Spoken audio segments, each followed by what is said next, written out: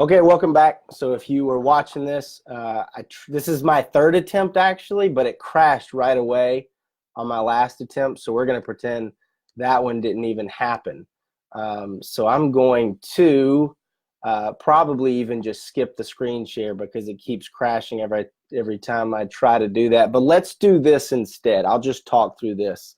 It should be easy enough. So the three things that I wanted to mention about a better way, I'm calling this a better way to set goals for 2020. And it's really, that's really kind of a false description of what I want to show you guys here, because I'm actually not a fan of the traditional idea of goal setting to begin with. I think there's call it maybe misnomer is not the right word. But I think we've just got it completely backwards. What we tend to do, or what we're at least told to do, is that you decide that you want to see some sort of outcome, and then you just kind of put that up on the wall, and that's your goal, right? I want to lose 20 pounds, or I want to, make $1 million, whatever it is. And obviously you have to start there, and I'm perfectly fine with that being the beginning. But the reason that most people statistically have completely given up on their New Year's resolutions by like January the 10th is because that's as far as they go into their thinking. And so I don't want you to do that. I want you to use this better method. And so I've got three different things that I have done the last few years that have really helped me move towards my goals in a much more really just a much more effective way, and in a way that's allowed me to actually learn year over year on how to do this better. I'm kind of glad to say that my 2020 goal setting process, or my New Year's resolutions, if you will, which I also hate that idea because I think it places too much emphasis on this big event that is not sustainable and that nobody ever does to become a joke. But I'm kind of proud to say that it's not that exciting what I've got planned, or what I've got in my own plans for 2020, because through the last few years I've developed a system for getting there. And so I'm definitely moving the fence post down the field, and I've added some new ones, but based on data, I know pretty much exactly what I need to do to get there. Nothing too grand, and there's nothing that I'm going to have to pull some rabbit out of a hat to achieve. So the three things that I use there, I'm going to jump right into them, and I am going to cheat and look at my notes. So the first thing, and this is something I learned in 2019 that helped tremendously, I want you to compress your year. I want you to shrink it down. And I'm actually going to reference a book, and I think I've even got it near me here, but a fantastic book that I read in 2019, simply called The 12-Week Year. And I'm going to put all the links to these books, any books that I mentioned, I'll put a link in the comments. But the idea is really simple, but it's super profound.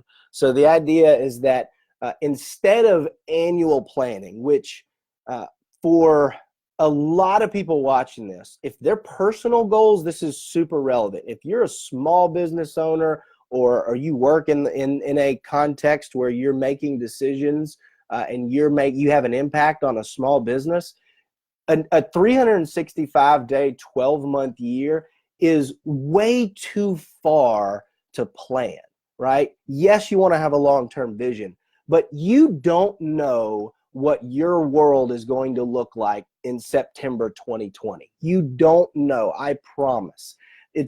Our lives are just too dynamic kind of in this digital world, especially if you're an entrepreneur, especially if you're in marketing or sales, or if you're just trying to make decisions to lead a small family, right? Or a growing family. I'm kind of doing all of those things, right? And so the 12-week year encourages you to shrink down your focus after determining your long-term vision. Read the book and you'll get more detail on that. But to shrink it down into just 12 weeks. Because if you can have 4 12-week years throughout the year, and you achieve what you set out to achieve using the system that they recommend, which I'll talk about more in steps 2 and 3, you're much more likely to be able to not only reach your annual goals, but you're going to be able to learn and then adjust and learn and adjust and be dynamic in your thinking and in your planning each 12-week year, or each quarter, really, if we just want to use kind of corporate language, right? Each season, if you want to look at it that way. So after the first quarter of the year, based on all of my inputs and all of the things that came out of the first 12 weeks, and based on the new stimuli and the new opportunities that have come up over the first 3 months of the year, I'm now going to create a whole new set of objectives for Q2, and I'm going to then compress my year into another set of 12 weeks. That made a huge impact on not only my ability to achieve some of the things that I set out to do in the last 2 quarters of last year, which is, I read the book at about the middle of the year, but it also kept me from feeling that sense of overwhelm that I used to feel 6 or 8 months into the year, when it was like, well, I'm nowhere close on this one, so you just give up on it, right? You don't even think about it. If you fall completely short on one of your objectives in the second quarter of the year, you just wipe your hands of it and you start over again in Q3, right? And you start scratch, right? It's almost like, think about it like in school, where you make it through, you crawl to the end of a semester, and you get through finals, and if you're like me, you feel broken and bloodied and beaten. Well, you just get to start over, new books, new teacher. Everyone's got the same grade. You could use a sports analogy there. It's a new season, right? Everybody's at 0 wins, 0 losses. And so you just get to start fresh each quarter. So that is the first thing that I wanted to talk to you about. And the second thing, and this fits very nicely, all of these are going to fit together, but this fits very neatly inside of that 12-week year process. It's that I want you to make the actions that will lead to the goals your focus. And this is kind of a two-parter. So number one, and let's take the very easy example. Let's say your goal is to lose 20 pounds, right? You don't lose 20 pounds by losing 20 pounds, right? You lose 20 pounds by the daily execution of a series of habits, right? Drink enough water, exercise a certain amount of times per day or per week, eat certain types of food or don't eat certain types of food, right? There's a few other habits, but that is not groundbreaking. And no, it's groundbreaking, but that's not really groundbreaking information. You already know that. That's really intuitive.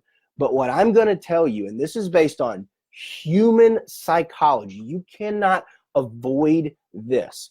When you take on all of those things I described at once, that is a lot for the human mind to process. Because look, if you're a student, and not to pick on these guys, but if you're in high school or in college and you don't have a family and you don't have to pay taxes, frankly, and you don't have a lot of concerns, yeah, go crazy, get on keto and run 5 miles a day.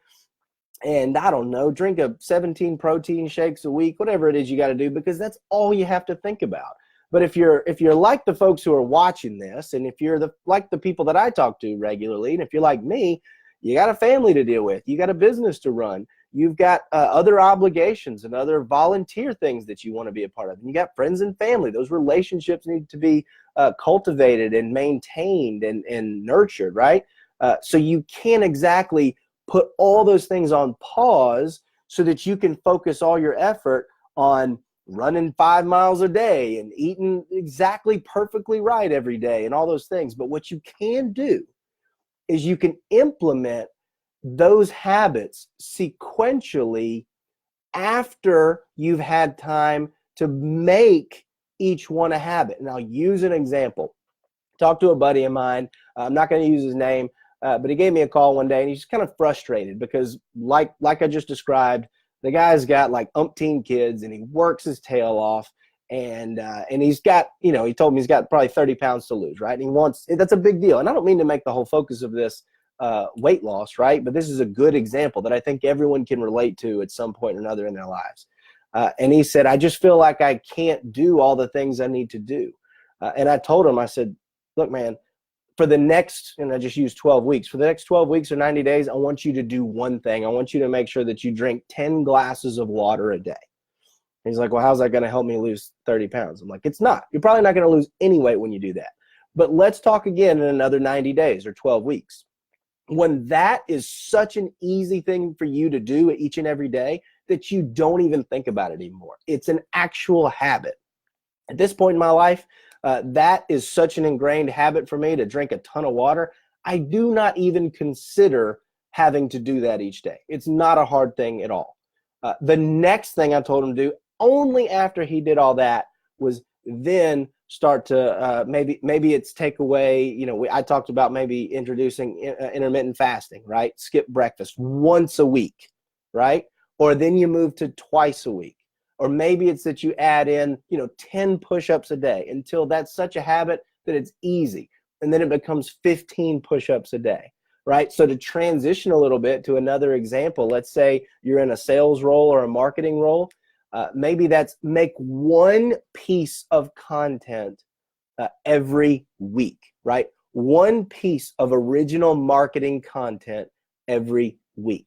I promise you can do that. Now, that's not going to make you $1 million this year, right? But slowly adding that habit into your weekly routine, and then that becomes twice a week, and then it becomes maybe once a day. Another habit for business and sales growth is I'm going to make an offer every day. That's a habit to get to, making an offer. A good friend of mine told me, if you make an offer every day, you will never be broke, right? You'll never go hungry if you make an offer every day. You sell something every day. It's a tiny little habit. The actual act of doing that takes minutes every day. But it's one tiny habit that's so easy that you can't not do it. Then you add another habit once that's become the easiest thing in the world.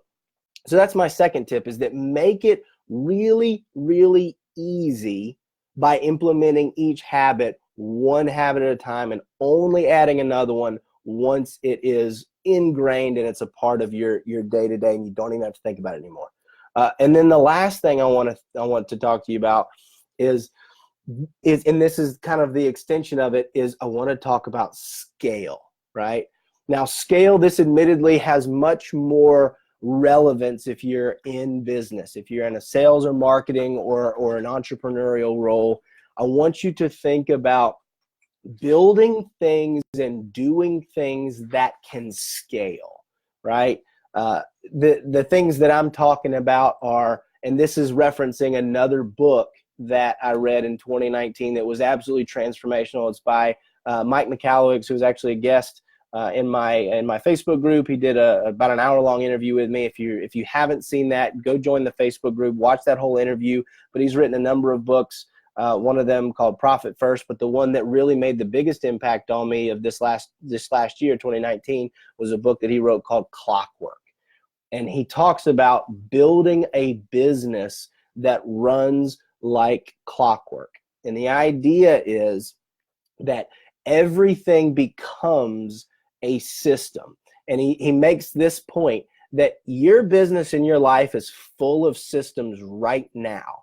You do them every day. You just haven't done the things that you need to do to document and then scale them. So I want you to think about, when it comes to your 2020 resolutions, is things that can scale, right? How do you take something from something that just takes a lot of daily effort and focus and turning it into something that next year you're not just saying, well, I got to go back and I got to put in all that effort again day in and day out just to do what I did in 2020. I want for 2021 for you to be doing things to take it to the next level. And that's really back to my original point. A lot of what I'm focusing on 2020 is taking the systems, applying some leverage to it, and scaling those things on into 2020 so that they're bigger and better, and there's more that comes out of them than what I even put in them, right? And so that brings me to the last idea. That was the last point, but one thing to kind of end on. And in my line of work, this is what I do, guys. I am a marketing consultant. I'm a marketing guy. I believe the most scalable form of marketing is paid advertising. The bottom line is that if you can create a lead for a certain dollar amount, right, and you can turn that lead into a customer at a predictable percentage, then you can scale your business as high and as fast as you want it to go. And so that's very important to me. I work with a ton of clients. I kind of did the mental math and calculated it. Over the course of my career, I've worked with over 500 businesses, and I have helped 90% of them when it comes to social ads and paid ads.